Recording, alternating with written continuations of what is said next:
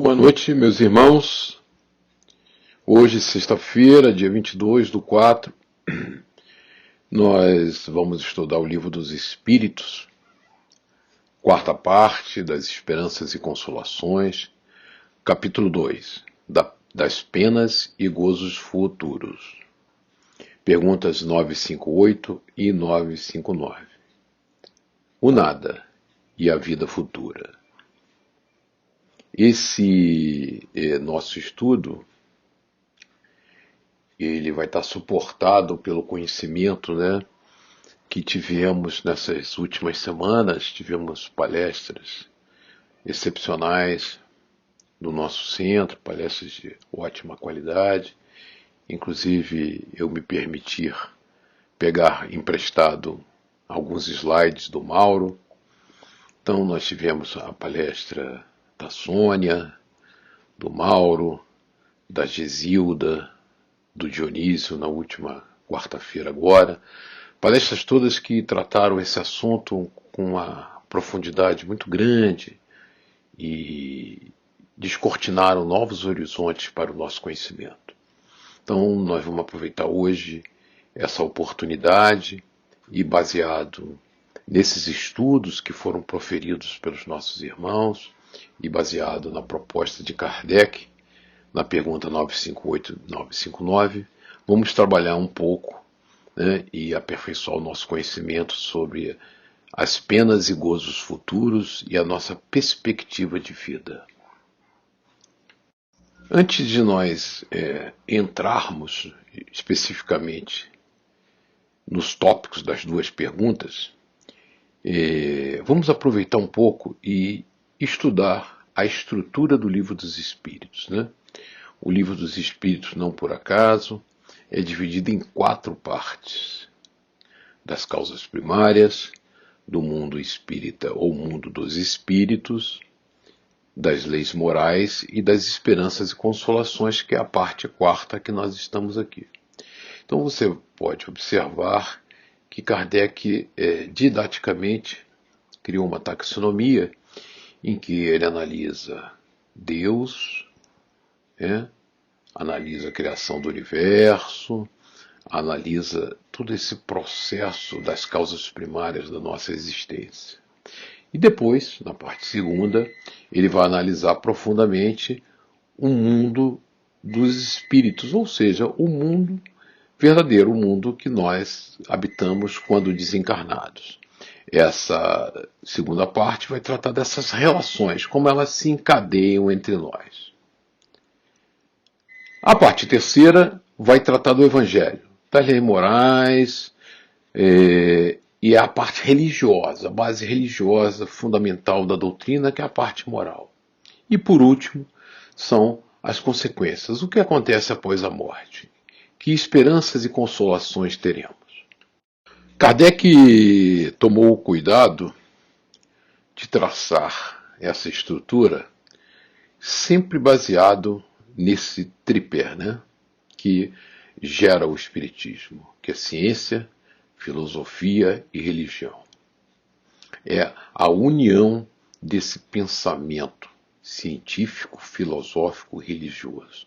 Em nenhum momento Kardec tratou a fenomenologia espírita simplesmente pelo prazer de experienciar, testar, avaliar os eventos e as leis que regem essas sinergias energéticas que existem no mundo espiritual. Muito menos ficou no trato filosófico simples da vida, fazendo conjecturas empíricas e teóricas, e uniu tudo isso à nossa necessidade de transformação moral, à nossa necessidade de nos religarmos a Deus e direcionarmos a nossa caminhada evolutiva baseado no processo de reforma íntima que a religião nos dá sobejamente. Jesus, o nosso meio amado mestre, ele mostrou caminho da felicidade, o caminho da paz, que é o caminho da transformação moral. Então, quando nós entendemos muito bem essa fenomenologia toda espírita, essa fenomenologia fluídica que nos circunda no mundo real, né? Porque o mundo real é esse, é o mundo espiritual. Toda essa filosofia da vida eterna, da pré-existência, do karma, da lei de ação e reação, e nos orienta que tudo isso está baseado num processo de transformação íntima que Jesus nos ensinou com muita clareza. Ele estrutura esse novo pensamento, né? Então, muito mais que uma religião, o Espiritismo congrega aspectos fundamentais da nossa vida como ciência e filosofia. Na contracapa do Livro dos Espíritos, Kardec nos define os princípios da doutrina espírita. E o que Allan Kardec diz? Sobre a imortalidade da alma, a natureza dos espíritos e suas relações com os homens, as leis morais, a vida presente, a vida futura e o porvir da humanidade, segundo os ensinamentos dados por espíritos superiores com um concurso de diversos médios recebidos e coordenados por Allan Kardec. Então, o codificador toma o cuidado de nominar quem são os autores. Os autores são esses espíritos superiores que, com um concurso de médiuns, de diversos médiuns, é um processo complexo de compilação epistemológica que Kardec realizou, né? Ele trata sobre essa realidade nossa, né? A imortalidade da alma, quer dizer, a nossa sobrevivência à morte do corpo físico, a nossa natureza espiritual e suas relações, como nós, quando desencarnados, nos relacionamos com os encarnados, como é que se dá o processo mediúnico, como que ele se viabiliza, né? As leis morais que regem a nossa vida e as consequências na vida presente e na vida futura e o porvir da humanidade. Então os espíritos discorrem sobre esse aspecto. Então, tem aí no princípio doutrinário algumas fundamentos importantíssimos. Quais são esses fundamentos? Nós somos imortais. Então nós pré-existimos a existência do corpo físico, temos experiências em corpos físicos e encarnações anteriores, né, pelo nosso livre-arbítrio. Começamos a construir o nosso eu, com nossos erros, com nossos acertos, com nossos vieses, mas nós estamos construindo, elaborando, burilando aquele novo ser que está saindo de um processo de ter sido criado por Deus simples e ignorante, caminhando para a luz. Então é uma caminhada longa, né? E nessa caminhada longa, qual é a nossa natureza, como nós nos relacionamos com aqueles que estão encarnados, como é a nossa vida, como as leis morais influem, né, a lei de ação e de reação, como elas vão influenciar na nossa vida presente, na nossa vida futura, o que fizemos no passado que nos alcançará no presente, o que estamos fazendo hoje que nos alcançará no futuro, qual é o porvir da humanidade. Então, os espíritos trabalharam em cima fundamentalmente dessa existência eterna e nesse processo de burilamento moral do caráter do espírito em evolução de alfa a ômega. E observando isso tudo, podemos ser levados a crer que, ao compilar o conhecimento ditado pelos espíritos, Kardec criou um conceito absolutamente novo, né? Surpreendente para a humanidade. Nós não sabíamos nada sobre imortalidade da alma, a humanidade nunca tangenciou esse conhecimento, ou é um conceito que é uma releitura de um conhecimento milenar que a humanidade sempre dominou. Essa é a pergunta-chave, né? Nós sempre soubemos ou analisamos evento sob algumas óticas distorcidas. O Império Egípcio, né, o Egito Antigo, que se estendeu por 3.000 anos praticamente, do ano 5.500 até o ano 2055, um período muito longo antes de Cristo. Então, o início do Egito Antigo, nós estamos falando em 7.500 anos antes da era atual. 7.500, vou repetir, né, para nós não termos dúvida, 7.500 anos antes da era atual. E o que eles acreditavam desde essa época no Egito?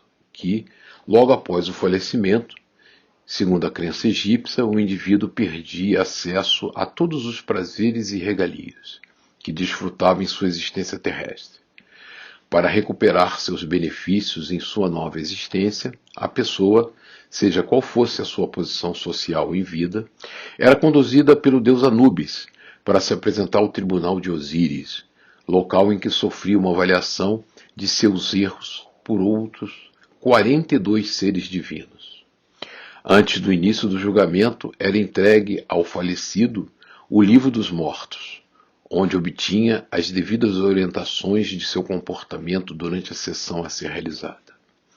Para que recebesse a aprovação das divindades, era necessário que o julgado não tivesse cometido uma série de infrações, como roubar, matar, cometer adultério, mentir, causar confusões, escutar as conversas alheias, etc, etc, etc. No ápice do julgamento, Osíris pesava o coração do falecido em sua balança. Você vê que curioso, né? No Egito, né, há 7.500 anos atrás, eles tinham certeza absoluta da vida após a morte, tinham muita clareza quanto às consequências, quer dizer, lei de reação, ação e reação, sobre os erros cometidos durante sua encarnação, e não tem nenhuma novidade, né? Roubar, matar, cometer adultério. Então, conhecemos sobejamente esse ministério todo, e a única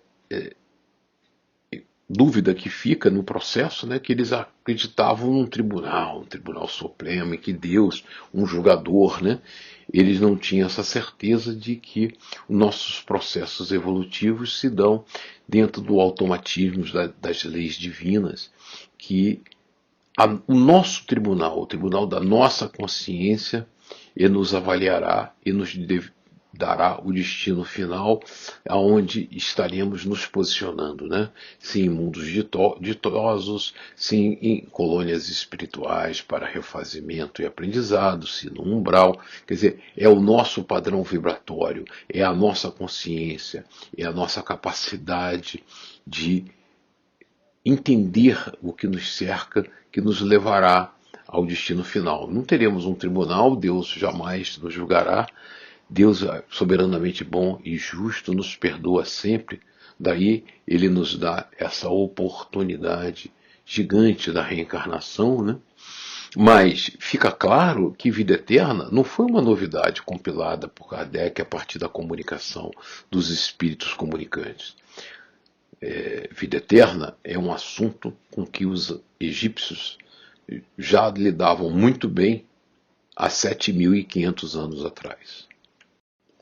E vida após a morte,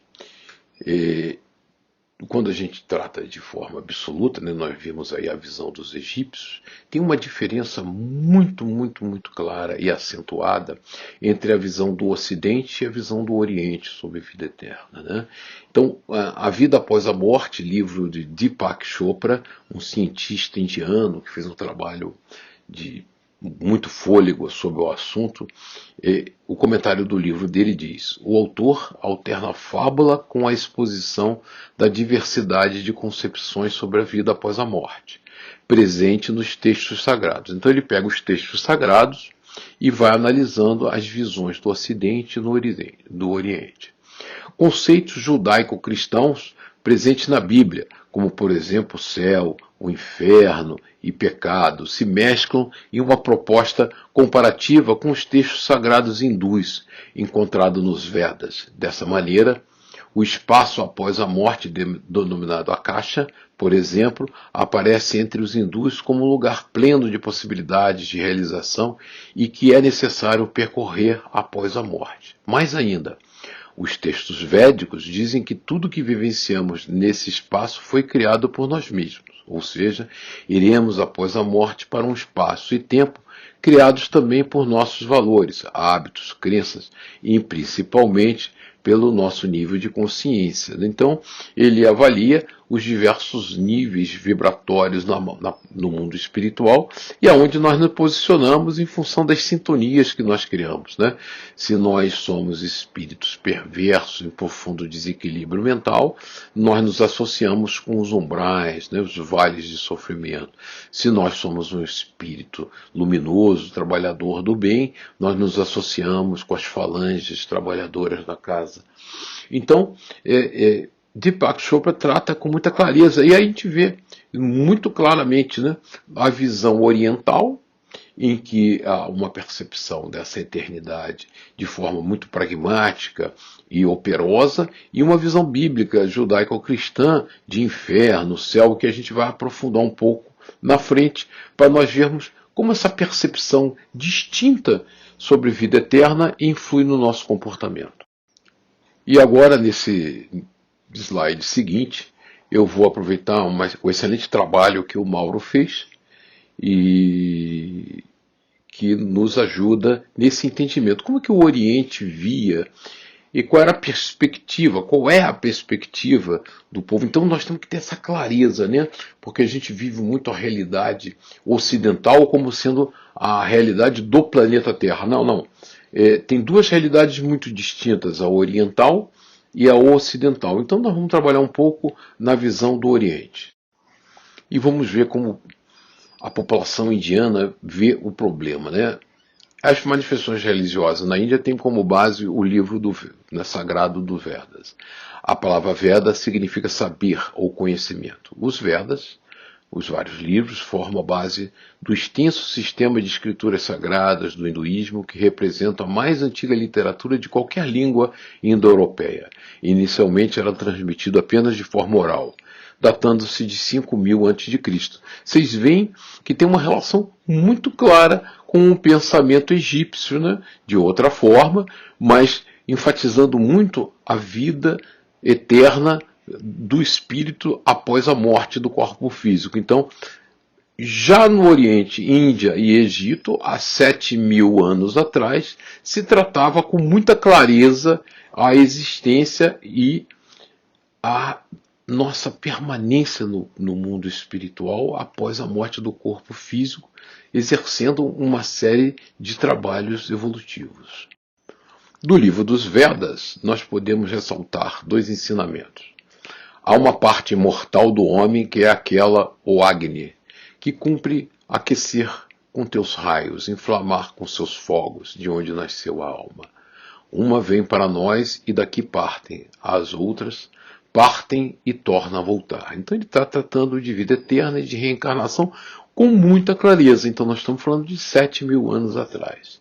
Então Kardec, quando codifica o Livro dos Espíritos, 1857, ele está tratando de forma nova, tratando de forma mais clara um conceito milenar. Se vos entregardes aos vossos desejos, só fareis condenar-vos a contrair, ao morredes, novas ligações com outros corpos e com outros mundos, né? Então, é o famoso ciclo de dor e sofrimento, né, que os hindus veem. Se você é muito materializado, a única coisa que você consegue é garantir que vai perder o corpo físico e vai reencarnar, aqui ou em outros mundos, num círculo interminável de dor e sofrimento que só acaba com a reforma moral e íntima. Quer dizer, nós não estamos estudando o Livro dos Espíritos, nós estamos falando sobre os Vedas que têm 7.000 anos, né? Então, veja bem, o Oriente via o problema da vida eterna de forma muito clara e tinha uma consciência muito aguda da lei de ação e reação. Então, se vos entregardes aos vossos desejos, só fareis condenar-vos a contrair, ao morrerdes, novas ligações com outros corpos. Quer dizer, é reencarnação em cima de reencarnação, sofrimento em cima de sofrimento, que é um ciclo interminável que quem para somos nós. Quem define que encerrou somos nós. Quando? Quando nos reformamos. Já Krishna nos diz: o corpo envoltório da alma, que aí fez a sua morada, é uma coisa finita. Porém, a alma que o habita é invisível, imponderável e eterna. Então, Krishna nos reforça o conceito da eternidade como espíritos imortais, né? Como nos alerta sobre a existência do perispírito. Quer dizer, nós não estamos falando de livro dos espíritos, mas de conhecimento milenar. Tanto eu como vós temos tido vários nascimentos, várias encarnações, né?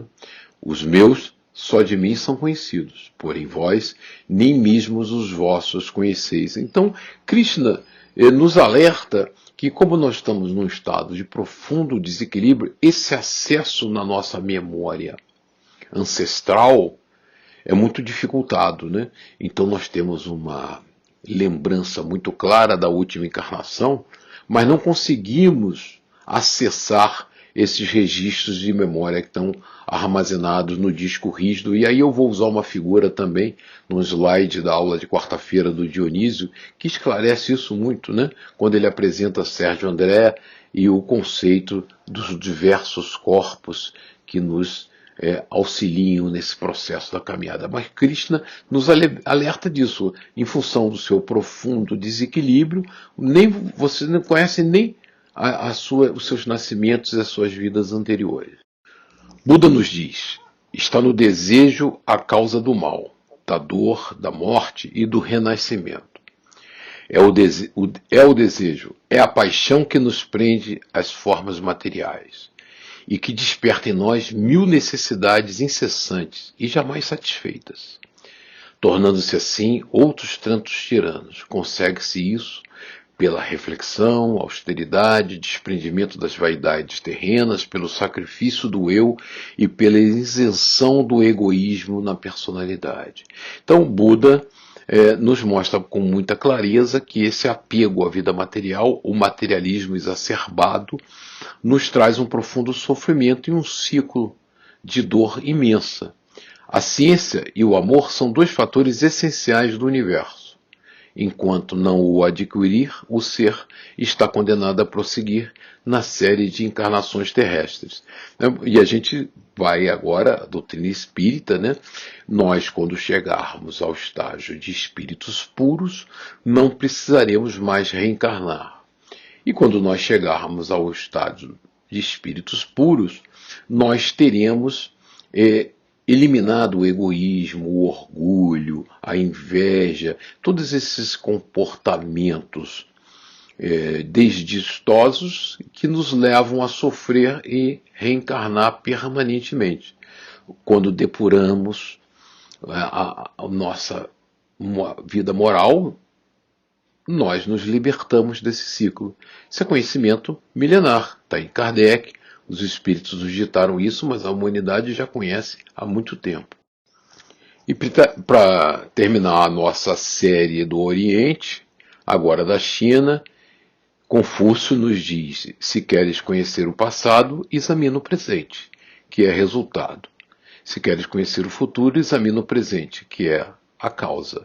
Pensamento perfeito de lei de ação e reação, causa e efeito, que nos mostra essa caminhada evolutiva nossa, né? Hoje colhemos os frutos do que semeamos no passado, nossas atitudes, nossos pensamentos, nossos atos, e colheremos no futuro exatamente consequência do que estamos plantando hoje. Então a semeadura é livre, mas a colheita é obrigatória, e Confúcio na China já nos alertava para isso. Então Kardec reforça um conhecimento milenar, os espíritos trabalham em cima de conhecimentos milenares, reforçando alguns conceitos importantes que já devia ser do nosso domínio no dia a dia. E aí vamos tentar entender por que o Ocidente teve tanta dificuldade com isso, né? No capítulo 2, Kardec faz uma afirmação, e ainda roubando aqui, até agradecer ao Mauro a gentileza de ter me cedido esses slides para que eu pudesse trabalhar com vocês hoje e enfatizar essa diferença de enfoque e como essa diferença de enfoque tem impactos muito grandes na nossa vida. E nós vamos à visão de Kardec, capítulo 2, né, do Evangelho segundo o Espiritismo, quando ele inicia e está falando sobre o diálogo de Pilatos com Jesus, que Pilatos pergunta: és reis? E Jesus lhe responde: não sou rei e meu reino não é deste mundo, né? E Kardec enfatiza no comentário dessa parábola bíblica que sem a vida futura, sem a certeza da nossa existência após a morte do corpo físico, nenhuma razão de ser teria a maior parte dos preceitos morais de Jesus. Então, preceitos morais e revolução moral humana, né, é fundamental entender que ela está linkada a essa certeza da vida futura. É esse o nosso rumo, esse é o nosso norte.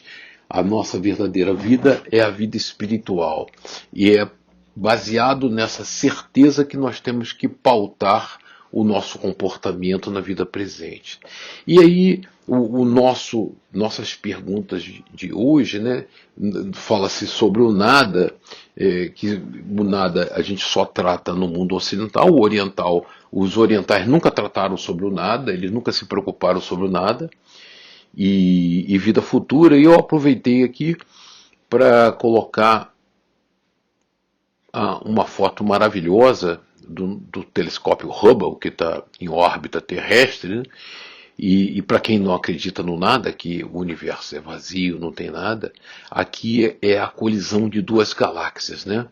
Galáxias tem milhões de estrelas, cada galáxia tem milhões de estrelas, e imagine você que nada acontece por acaso, um conjunto enorme de estrelas e planetas, então estamos falando de milhões de estrelas, bilhões de planetas, se chocando num cataclismo cósmico, né, que deu essa foto maravilhosa, né? Fluxos de energia, né? A gente pode ver aquelas sombras como se fossem nuvens em volta desse impacto de matéria, libertando energias poderosíssimas, né, que pairam pelo universo, voltando a fluido cósmico universal e liberando um conjunto enorme de plasmas e vibrações que afetam a nossa existência. Então, o mundo é muito mais complexo, agora que a gente tem a capacidade de olhar um pouquinho mais atentamente, né? Uma pequena evolução sobre a nossa capacidade de observar o universo, com os telescópios que estão em órbita, a gente consegue ter fotos como essa, grandiosas, de duas galáxias se chocando. E aí entramos na pergunta 958, porque tem o homem, pergunta Kardec, instintivamente horror ao nada? E a resposta dos espíritos é simples, curta e objetiva, porque o nada não existe. E realmente não existe, né? 1857, data de publicação do Livro dos Espíritos, como a Sônia ressaltou na sua última palestra, século XIX é o século de luzes, né? Aconteceu tudo no século XIX, evoluções matemáticas maravilhosas, conhecimentos importantes, como o telégrafo, como o telefone, como a iluminação, a energia elétrica, os primeiros dirigíveis, É um mundo de transformação, os primeiros carros, os primeiros motores, as fábricas automatizadas com vapor, é uma mudança infinita, né? E aí eu aproveitei de novo uma foto do nosso telescópio Hubble e coloquei aqui uma foto de uma galáxia maravilhosa, espiral lindíssima, né? Com milhões de sóis. Eu botei ela aqui porque, para quem não acredita no nada, para nós vermos a grandiosidade e a imensidão do universo, né? Essa galáxia em particular nos interessa porque o seu formato de espiral é o mesmo formato da Via Láctea, a galáxia em que nós vivemos, em que o nosso planetinha está situado, né? São galáxias maravilhosas, né, que parecem um caracol se desenrolando pelo universo com as suas energias, seus campos magnéticos, seus milhares de sóis e planetas. E aí vamos falar um pouquinho ainda explorando o Hubble, né? Do universo visível. Por que eu fiz essa observação no título do slide? Porque o que nós vemos é nada. Quer dizer, quando a gente olha o universo, não, nós estamos vendo um pedacinho do universo que os nossos dispositivos, né, nossos telescópios, nossas grandes lunetas que estão em órbita, por que em órbita? Porque quando você está fora da atmosfera terrestre, você tem muito mais facilidade de captar as luzes e as energias emitidas por esses corpos celestes. Então, quando você é capaz de colocar um instrumento como um telescópio em órbita do planeta, sua capacidade de observação aumenta. Imagine Galileu com uma lunetinha lá em Pisa, olhando para o céu, e agora você com um telescópio grandioso, né, com um espelho de 50, 60, 100 metros de diâmetro, e observando o universo de fora. E assim mesmo, a nossa capacidade de observar é minúscula. A gente não vê nem 0,0001% do universo, a gente vê um pedacinho, né? E aí comenta o articulista, com a melhoria dos telescópios passamos a ser capazes de ver cada vez mais galáxias. O telescópio espacial Hubble foi responsável por encontrar e fotografar muitas delas. Em 2012, a equipe responsável pelo Hubble juntou várias imagens de um pedacinho do céu obtidas pelo telescópio ao longo de uma década e criou o Hubble Extreme Deep Field, campo extremamente profundo do Hubble. O resultado foi esse. Essa foto ao lado, cada pontinho brilhante colorido é uma galáxia. Então, são, segundo estimativas atuais, nesse pequeno pedaço do universo que a gente consegue observar, 100 bilhões de galáxias. 100 bilhões de galáxias, cada uma tem milhões de sóis, são quaquilhões de sóis e não sei quantos, né, números infinitos de planetas. E Kardec pergunta aos espíritos, no livro dos espíritos: todos os planetas são habitados? Estão, todos são, né? Todos têm alguma forma de vida em níveis diferentes, vibratórios. Então, não temos o nada, temos um universo imenso, infinito, maravilhoso, grandioso, espetacular, fruto da inteligência suprema de Deus, o Criador. Roubando agora um slide que o Dionísio usou no Sérgio Andréa, no seu estudo de quarta-feira, e os diversos corpos, né? O corpo físico, duplo etérico, perispírito, psicossoma, o self, que aqui o autor chamou de inconsciente puro, inconsciente passado. O que nos interessa aqui particularmente é o nosso inconsciente passado. Por quê? Né? Quando a gente estuda em Hermínio Miranda sobre animismo, são os fenômenos que nós acessamos no nosso inconsciente passado, né? Nós temos o nosso consciente, o nosso subconsciente, o inconsciente presente ou atual e o inconsciente passado, que é o depositório, o HD que armazena a nossa experiência milenar de milhares e milhares e milhares de encarnação e esse processo evolutivo. É justamente essa intuição, essa capacidade de arranhar, de acessar pouca informação desse depositório nosso imenso que está no nosso espiritismo, que nos dá a certeza que o nada não existe. O nada é uma besteira, uma criação de materialistas e nihilistas que dizem que só existe a matéria. Ora, a gente está observando, e a nossa capacidade de observar, estou falando do ponto de vista científico, filosófico, religioso, né? A fenomenologia mediúnica, a observação do universo através dos telescópios, está nos mostrando que nós estamos arranhando no conhecimento da imensidão do nosso universo, que existem maravilhas ainda a ser descortinadas, que existem leis divinas que nós sequer tangenciamos ainda na nossa pretensa conhecimento científico. Então, quando nós reencarnamos e alguém nos diz, depois que você morre existe o nada, o nosso inconsciente passado aflora e nos diz, há alguma coisa errada nessa afirmativa, porque passamos por milhares de existências nesse e em outros planetas, milhares de corpos, milhares de papéis que exercemos nessa caminhada evolutiva na construção do nosso self, no nosso eu, que nós burilamos a cada passo que nós damos a caminho da luz. O niilismo é uma concepção filosófica baseada na ideia de não haver nada ou nenhuma certeza que possa servir como base ao conhecimento, ou seja, nada existe de fato. Assim, em sua extensão para o existencialismo, o niilismo é a compreensão de que a vida não possui nenhum sentido ou finalidade.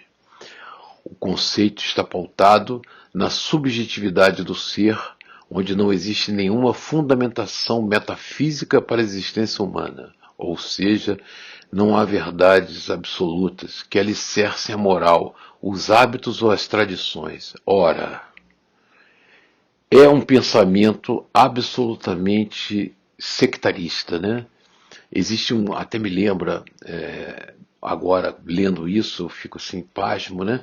Porque diante de tanta evidência, através das comunicações do mundo espiritual conosco, um fato bastante interessante, né? William Crookes, um físico químico importantíssimo da Inglaterra, na ocasião, século XIX também, século das luzes, como a Sônia ressaltou, ele foi convidado, ele era presidente da Academia Real de Ciência da Inglaterra, sediada em Londres, e havia uma disputa muito acirrada entre os franceses e os ingleses, né?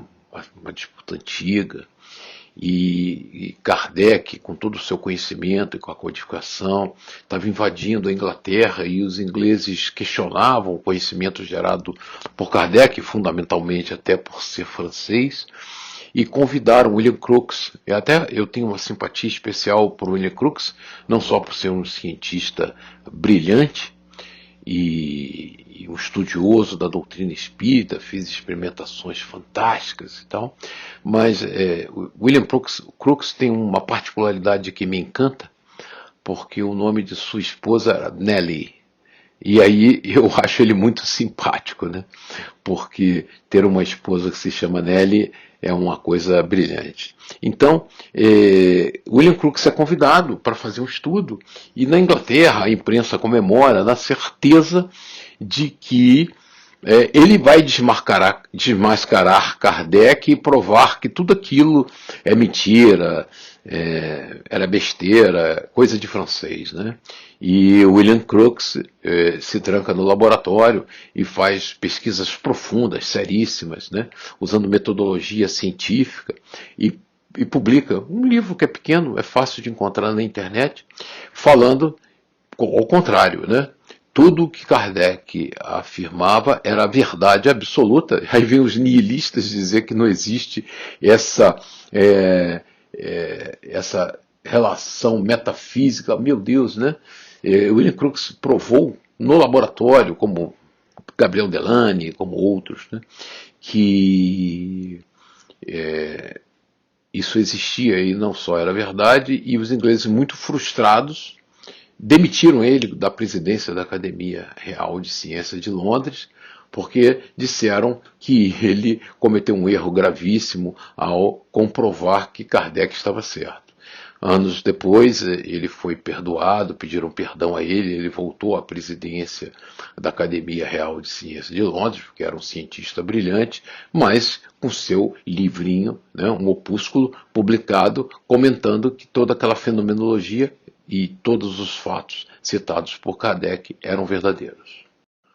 O materialismo é uma concepção filosófica que admite a origem e a existência humana a partir de uma condição concreta. O que é concreto para eles? A matéria. É uma corrente que acredita nas circunstâncias concretas e materiais como principal meio de explicação da realidade e seus fenômenos sociais, históricos e mentais, né? Então, eles desprezam todas as descobertas, né? As energias escuras do universo, o fluido cósmico universal como matriz das diversas substâncias que existem, dos diversos átomos, moléculas, de tudo que é tangível, que aparentemente existe, né? Ser materialista é negar que os gases existem porque nós não os vemos, não os sentimos. Ora, nós não vemos os espíritos, eles estão aí e nós percebemos a sua ação permanente junto a nós, a sua influência no mundo material de forma muito clara e objetiva. E por que o mundo religioso ocidental tem tanta dificuldade com a vida eterna? Porque eles acreditam no criacionismo. O que é o criacionismo? A teoria criacionista explica a origem da alma, dizendo que Deus cria a alma de cada pessoa e a envia ao corpo em algum momento incerto, mas que ocorre entre a concepção e o nascimento. Então, de acordo com essa teoria, cada alma humana deve ser vista como uma imediata criação de Deus, por ocasião da concepção e nascimento de cada indivíduo. Entre os defensores de alguma forma do criacionismo estão Jerônimo, Tomás de Aquino, Calvino. Então eu botei uma figura aqui do lado, né, porque o criacionismo é a mesma coisa que Deus jogando dados, né, é uma loteria. Ou seja, porque como você não tem uma história pregressa, você foi criado naquele momento, porque alguns de nós nascem com problemas kármicos terríveis e outros nascem com oportunidades maravilhosas de crescimento. Ora, se não tem nada atrás que justifique, né? Não temos um passado, porque nós fomos criados naquele instante da concepção, uns são perfeitos, outros nascem com corpos deficientes, com problemas incríveis. É uma loteria. Deus jogou dados e você deu azar. Nasceu assim. Então o que acontece? Nós, ao nascermos, já que Deus joga dados, nós nascemos com problemas genéticos gravíssimos, né? Congênitos. Outros nascem perfeitos porque os dados caíram com números melhores para um e para números melhores para outro. Ora, o criacionismo é de uma injustiça brutal. Filosoficamente, ele não resiste a nenhuma análise, porque, ora, se todos nós nascemos em condições muito distintas no planeta, com provas completamente antagônicas, né? Um com sofrimentos atrozes, outro com oportunidades maravilhosas, só justifica-se essa diferença, já que Deus é soberanamente bom e justo, porque nós temos um passado. E cada um tem que ressarcir as consequências do seu livre-arbítrio, das suas atitudes, dos seus atos.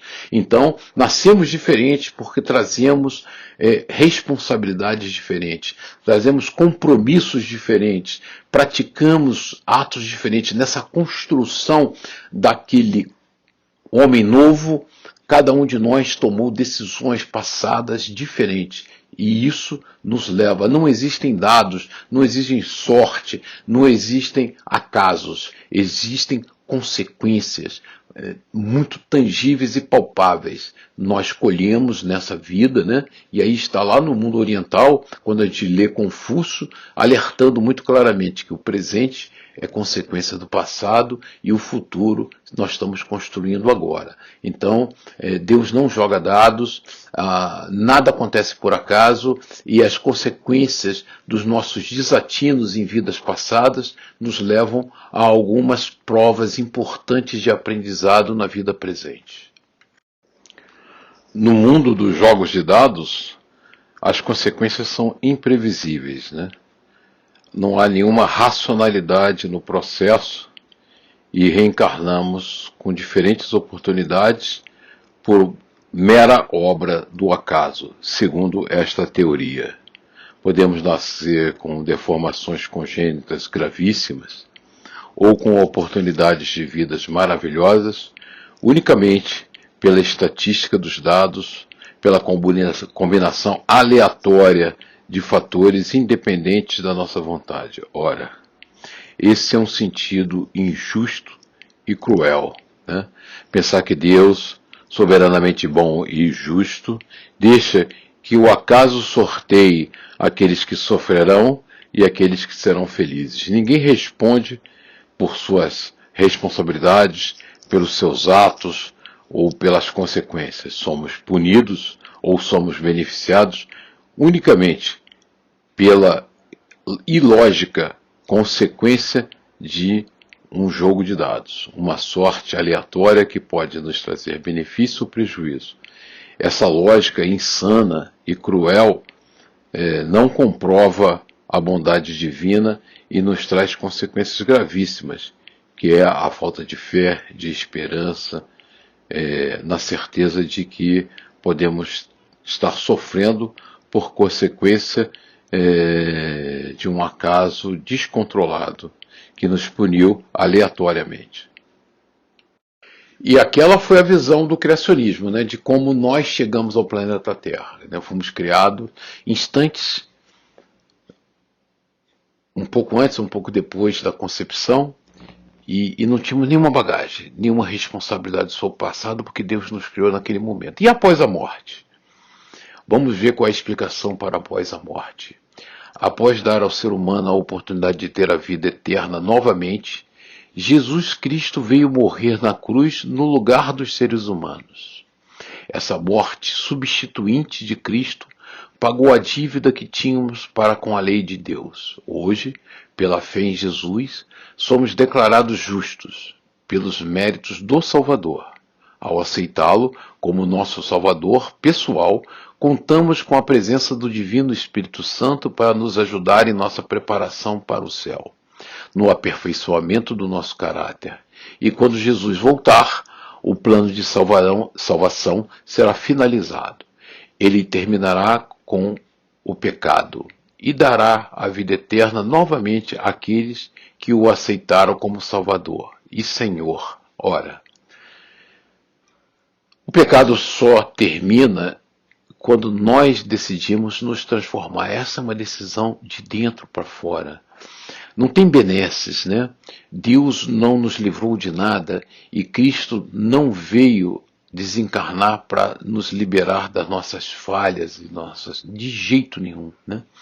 Jesus veio para exemplificar o amor supremo. E nós, espíritos imortais na nossa caminhada, temos que nos transformar. É pelo trabalho, pelo suor, pelas lágrimas da dor, é por essa transformação moral que nós transformaremos o mundo. É de dentro para fora.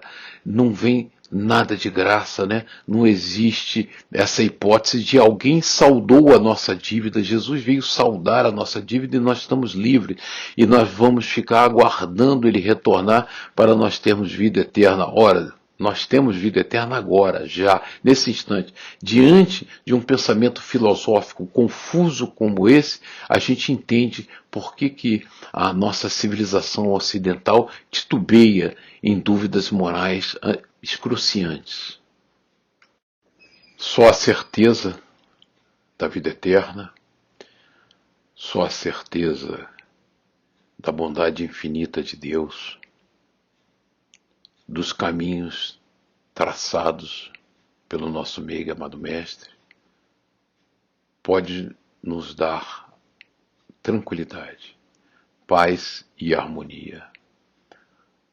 Nós consolidamos a nossa vida quando sabemos que hoje estamos enfrentando os desafios inerentes às responsabilidades assumidas em vidas passadas e estamos iniciando a construção do novo homem. O homem baseado nos valores cristãos que se prepara para o novo milênio, por uma época de regeneração, um período com menos dor, sofrimento e paz.